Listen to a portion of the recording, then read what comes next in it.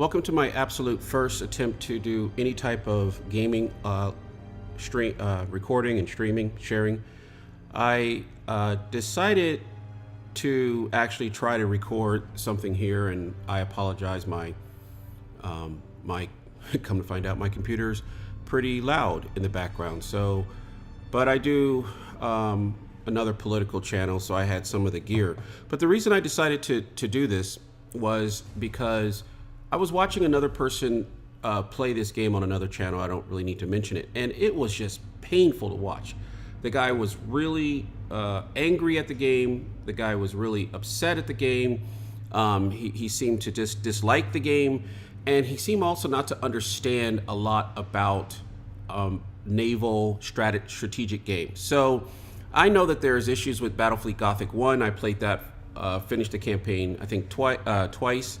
And but I've never really gotten involved in doing a multi-player where you play each other, mostly because I'm not a real-time strategy guy. I am a turn-based strategy guy. I'm an older guy, and so I've come to find out that I'm an absolute knob when it comes to doing real-time, real-time strategy work. I'm not Mr. Clicky.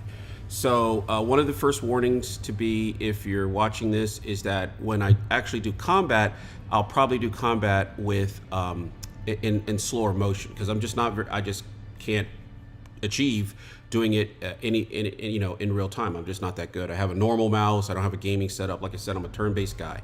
I really enjoy the strategic level of these things, but like I said, one of the things to talk about is like why they did certain things and give the game, in my opinion, more of a fair shake. There's a lot of stuff that's that can be improved about Battlefleet Gothic, but it's a fairly good game. And like I said, the guy who was putting out the most content first who seemed to be like, well, he was really aggravated at the game. Other than being a turn-based guy and a strategy guy, I am a fluff. They call me a fluff master at my old gaming store. I mean, I love to read, and when I'm absolutely read everything I'm supposed to be reading, I love to read pop science fiction like this. So I've read I've read a lot of Battlefleet Gothic. So I actually have never, I think I've played the tabletop once. I'm just not really into playing it, but I really enjoy the lore of the world, the fluff of the world, and that's what motivates me to stay focused. And I believe they've done a pretty good job with the lore in this game, Battlefleet Gothic 2. I believe that there's some things that they can improve upon it. So anyway, that's why I made this. It's kind of, I have an older rig, because like I said, my rig was not set up for streaming, or it's not set up for recording even. I have an older GeForce NVIDIA card. If anybody cares, let me know below, and I'll give you my rig setup, which is, like I said, it's older. It's barely kind of functioning. So if you guys enjoy this, I'll see the subscriptions jump up in the comments. If not, then I'll probably just play it for myself. But like I said, I wanted to go over a lot of the strategy that about the game, why they did certain things, from a user's perspective. I really, really enjoy. Sorry about that.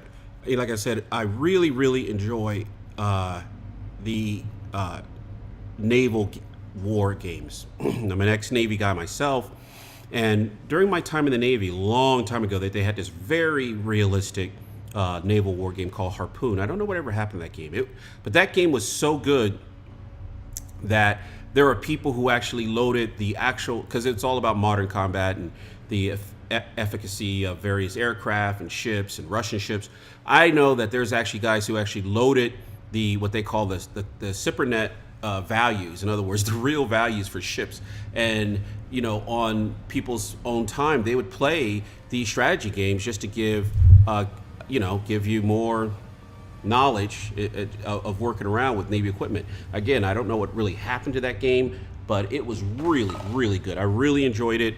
And so Battlefleet Gothic, obviously it's not that, but the concept of strategy naval combat has always appealed to me. So again, I thought it would be fair to give this game a fair shake and to take a look at it. So now I'm going to stop this recording to see if I'm actually recording anything whatsoever.